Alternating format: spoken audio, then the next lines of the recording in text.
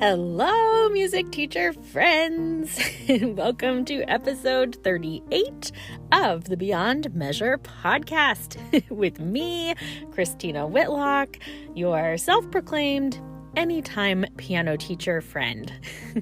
Thank you for joining me today as I seek to offer you a genuine sense of solidarity in this wild life of independent music teaching. I feel like there are certain times in the calendar year that really seem to benefit from shaking things up a little bit. One of those is most definitely like the very end of the school year. And actually, at least in my experience, I would say the same for the start of the school year. So, over the last several years, I have settled into a rhythm that works pretty well for me, at least when we're not in the midst of a global pandemic, and I thought I would share that with you today. So, today's episode is Cheers to a Less Conventional August. I am sharing all of this not because I think you need to replicate my system in your own studio, but just because I know that I find myself inspired by ways that other teachers shake things up a little bit, and I thought that this might help you ponder your own ideas for this year, or at least for future years if it's a little late now. There was a time when the month of August felt like total madness for me. Of course, I would be sweating bullets over assembling a new fall schedule, only to have family after family request changes once the soccer schedule rolled in and student council meetings got announced. Getting kids back into a practice routine while they were establishing new school schedules always felt harder than it should be. And of course, I would quietly mourn the ability to actually cook dinners at a decent hour for my family and all of the restructuring that comes with the return of the school year. So I'm sure at least one of those aspects sounds familiar to you. And I wish I could tell you, here is the solution to it all. But that's not exactly what I'm doing today. However, I have learned how to make the best of it, at least for me. So, just for your reference, so you can kind of envision how things work around here, my monthly tuition begins in the month of August and it runs through May. Just so you understand how things work with the school calendars, most of our local schools will go back in session either that first or second week of August, depending on the district. My August piano lessons do not begin until the third week of the month, which this year falls on August 16th. Taking those first 2 weeks off is really important to me, mostly because it gives me some uninterrupted time with my own kids before they're back in school, but also because absolutely zero of my studio families are disappointed that we don't have lessons those weeks. There's just too much going on. So for those last 3 weeks in August where we do have lessons, get this, my friends, my students pretty much only come in groups. I send out a Google form asking for availability just for those 3 weeks to get us started. And then I group kids up by age into 1-hour sessions. This accomplishes a whole bunch of things. First of all, it offers a temporary, like Band-Aid kind of situation on fall schedules until student routines and activities have a chance to settle in a little bit. I do end up collecting schedule requests for the rest of the year, that final week in August, which gives me a much more accurate picture of what a student's schedule really is. before I end up fielding a billion panicked messages from families whose ballet class just got moved to Thursday at 6 or whatever it might be. You know how it is. As far as the classes themselves, I have a whole session that I present to music teacher groups about how to make supplemental group classes work for your studio. So I can't begin to get into all of the details in our short time frame here on the podcast, but I'll give you a few highlights. Basically, I use these 3 weeks of August group classes to highlight like really big picture themes for the year. So for instance, one year we did a conducting pattern emphasis, which of course is really just my sneaky way of getting my students to listen more carefully for like duple versus triple meter.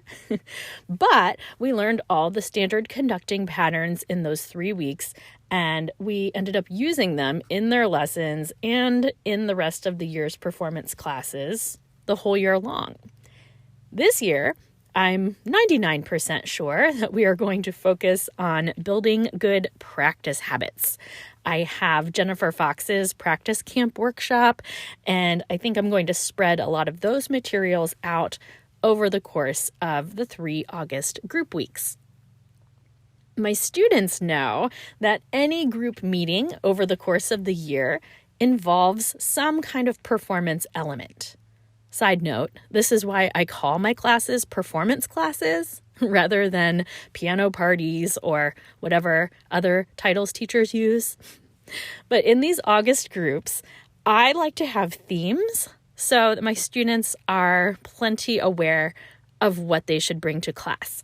So the first week back is always like summer show and tell week, where students bring something to play that they've worked on this summer. Very loose, very casual, just something they've been working on. The next week is often throwback week, where they bring something that they learned to play a year or more ago. Friends, this is so much fun. I can't even begin to tell you. I could do a whole episode on this alone. But students think that they are so funny, like when they show up and they bring their old primer books back, or like an old piece of sheet music from their earliest studies. But I love the way that this encourages students to circle back to old favorite pieces. And I also love the opportunity it gives them to perform pieces that are well under their current levels of study. I have kind of a soapbox issue of wanting my students to understand that there is actual merit in performing works that are quote unquote too easy for us, whatever that means, right?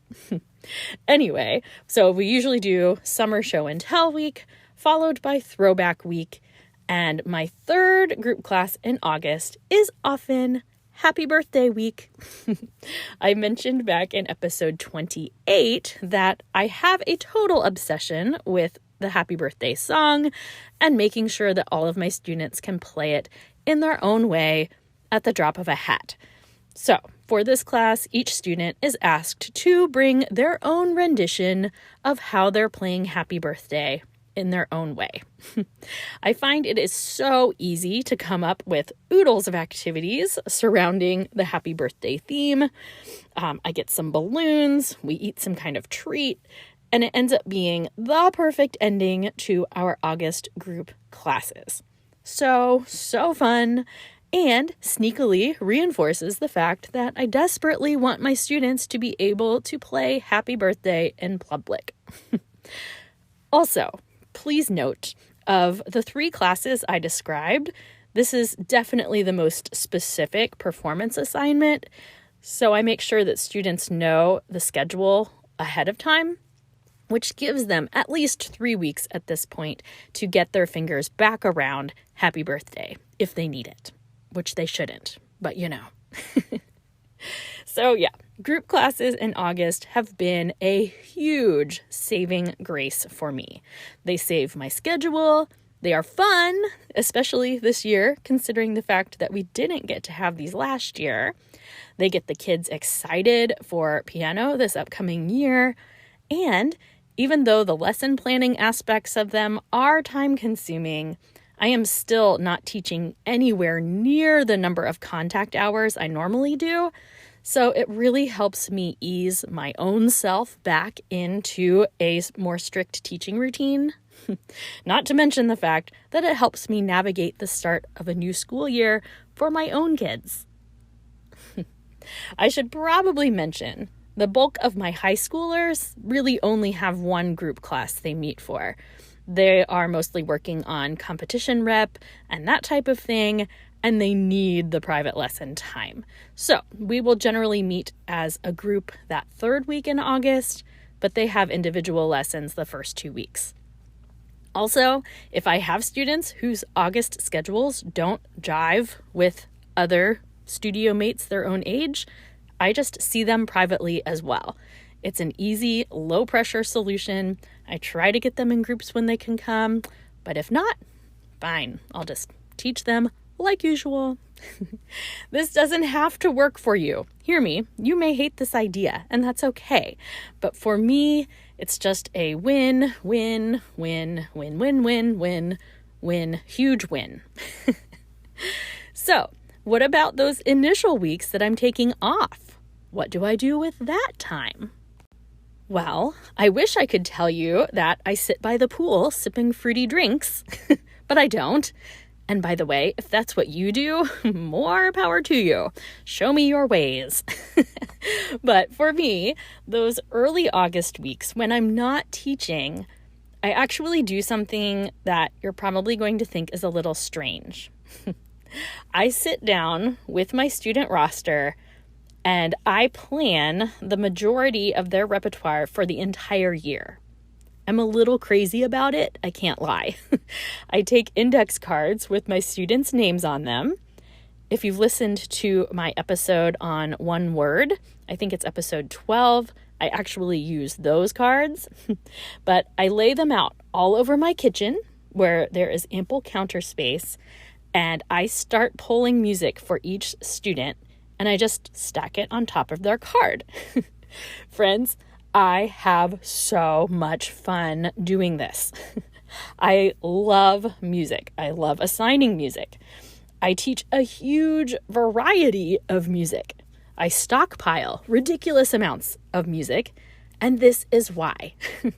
I tend to start with any selections for events where their music has to come from a list. For instance, things like the National Federation of Music Clubs festival list, right, where one of the students' performance selections has to come from a specific list.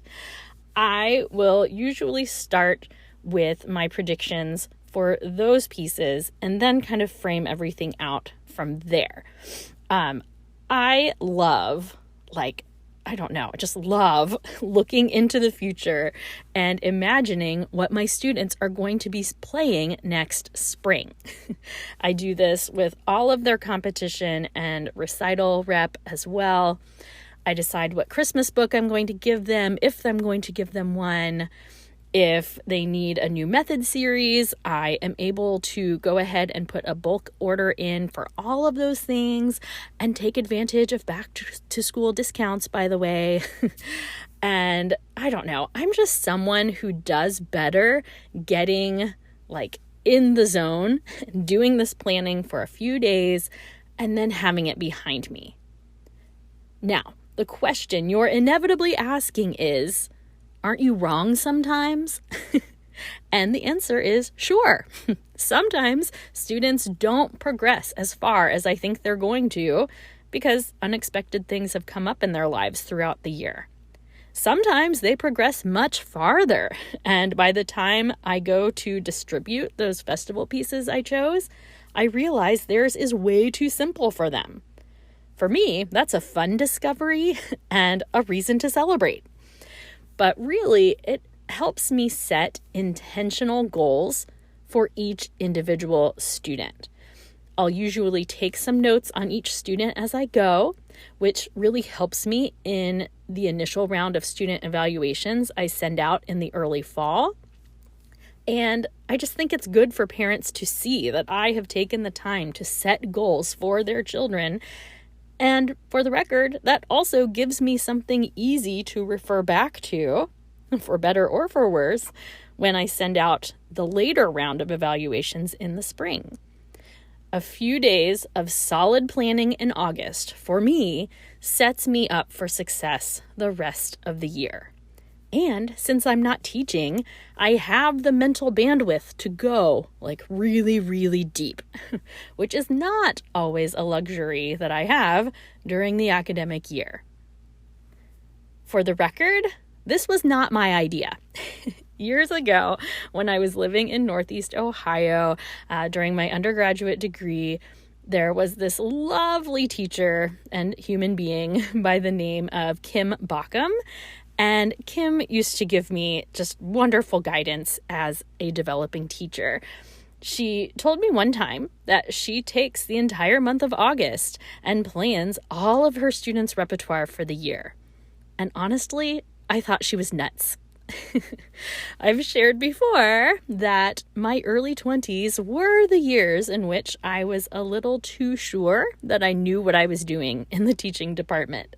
So when Kim told me that system, I couldn't help but think it was just a terrible waste of time and how she was ultimately limiting her students to her own expectations and yada, yada, yada.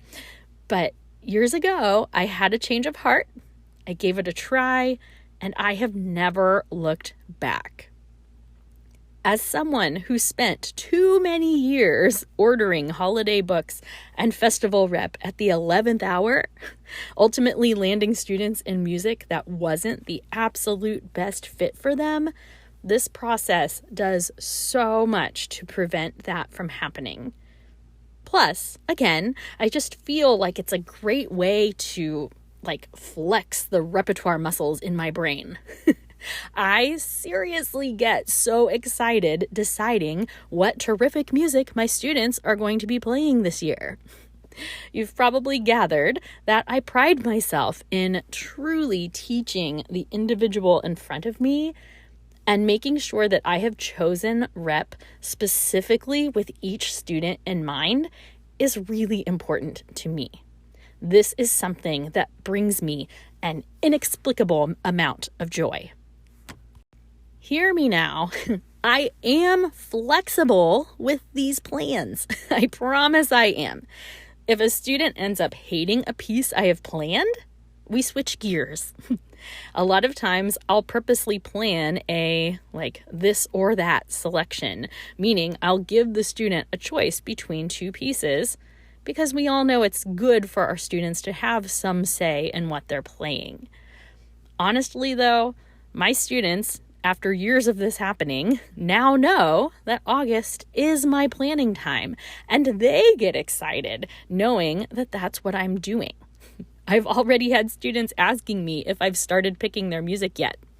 I laugh and tell them that that's Mrs. Whitlock's August job. Anyway, like I said at the top of this episode, I do not expect you to adopt these exact same strategies. But I do hope that you've been inspired today to explore some new systems that might work for you. The worst thing that can happen is you'll find something that you never want to try again. And then at least you know.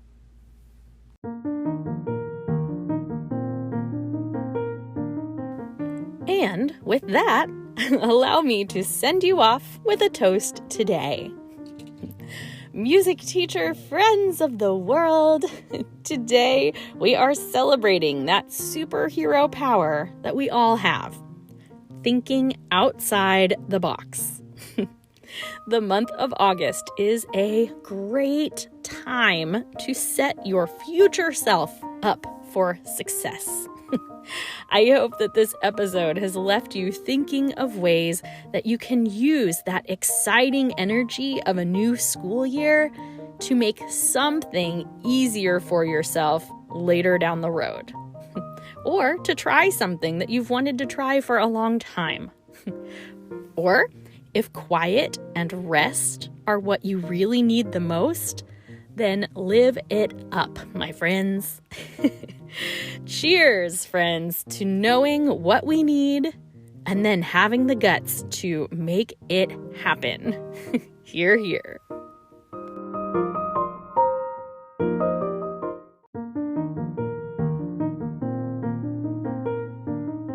Thank you for listening to episode 38, my friends. I really wasn't going to do this, but as I'm sitting here recording this episode, I am feeling convicted.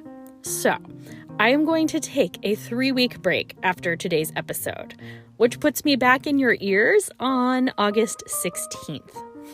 I will miss you, and I hope that you'll miss me, but obviously, based on today's episode, I've got some plans I need to make. I have some really fun episodes drafted for the fall, and I am so pumped for all good things to come. So, promise me that you're not going to forget about me. Use the next 3 weeks to catch up on old episodes or listen to some of your favorites again. And please feel free to keep connected with me on Facebook and Instagram. You can find me there at Beyond Measure Podcast. And you can always email me with any questions or comments or episode ideas or whatever at beyondmeasurepodcast@gmail.com. So until we meet again, let's all vow to work hard, to rest well, and to be nice. Thank you so much, my friends. Have a great one.